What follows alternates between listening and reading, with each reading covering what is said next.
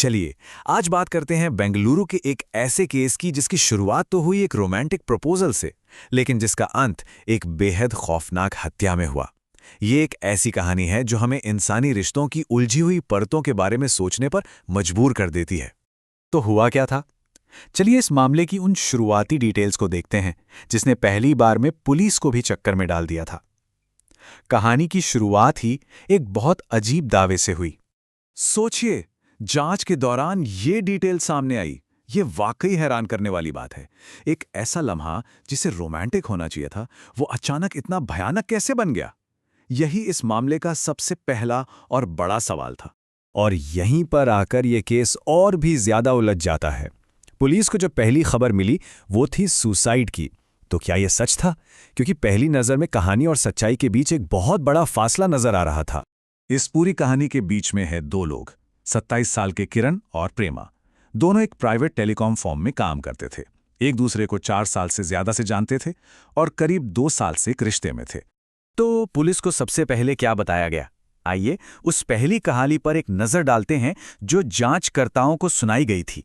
ये थी वो कहानी जो प्रेमा ने पुलिस को बताई। मतलब उसने इसे एक दुखद हादसे के तौर पर दिखाने की पूरी कोशिश की, जिसमें उसकी कोई भूमिका नहीं थी। और इसी बयान के आधार पर शुरुआत में मामले को आत्महत्या ही माना गया। लेकिन जैसे ही जांचकर्ता क्राइम सीन पर पहुंचे, उन्हें तुरंत कुछ गड़बड़ महसूस हुई। हाँ, तो ये कहानी ज्यादा देर तक टिक नहीं सकी। जैसे जैसे जांच आगे बढ़ी, एक एक करके ऐसे सबूत सामने आने लगे जिसने इस पूरे झूठ का पर्दाफाश कर दिया। यहाँ कहानी और सबूतों के बीच का टकराव बिल्कुल साफ दिखता है। एक तरफ प्रेमा का दावा था कि वो बाथरूम में थी और दूसरी तरफ घटनास्थल पर मिले सबूत कुछ और ही इशारा कर रहे थे। देखिए, कई जरूरी बातें थीं जो आपस में मेल नहीं खा रही थीं। जैसे किरण अपनी बाइक पर सिर्फ एक बैग लेकर आया था। उसके पास पेट्रोल या केरोसिन जैसा कोई भी ज्वलनशील पदार्थ नहीं था। इन सारी गड़बड़ियों ने पुलिस को मजबूर कर दिया कि वो इसे आत्महत्या नहीं बल्कि हत्या के एंगल से देखें। जब कहानी और सबूत एक दूसरे से मेल नहीं खाते तो सच सामने लाने का काम विज्ञान करता है, और यहीं से फॉरेंसिक जांच की भूमिका शुरू होती है। क्राइम सीन से मिले सारे सबूतों को एक फॉरेंसिक साइंस लेबोरेटरी भेजा गया। ये वो जगह है जहां विज्ञान अपराध के पीछे की असल सच्चाई को उजागर करता है। जब किसी अपराध में आग का इस्तेमाल होता है तो जांचकर्ता एक खास तरीके से सबूत इकट्ठा करते हैं ताकि कोई भी छोटी से छोटी जानकारी नष्ट ना हो। सबूत इकट्ठा करने का ये पूरा प्रोसेस बहुत ही मेथोडिकल होता है। जले हुए टुकड़ों को एयरटाइट डिब्बों में पैक करने से लेकर हर चीज पर लेबल लगाने तक हर कदम इसलिए उठाया जाता है ताकि केमिकल के जरूरी निशान पूरी तरह से सुरक्षित रहें। और फिर जांचकर्ताओं के हाथ लगे 2 ऐसे सबूत जिन्होंने पूरे केस को पलट कर रख दिया। पहला, पेट्रोल और केरोसिन खरीदने की रसीदें मिली जो सीधे प्रेमा से जुड़ी थीं। और दूसरा, जो सबसे ज्यादा चौंकाने वाला था, वो था खुद प्रेमा के फोन में रिकॉर्ड किया गया पूरी घटना का एक वीडियो। तो सवाल उठता है कि आखिर ऐसा क्यों किया गया?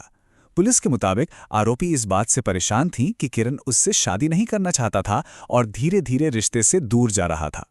तो ये तो हुई इस एक केस की कहानी, लेकिन क्या ये अकेला मामला है?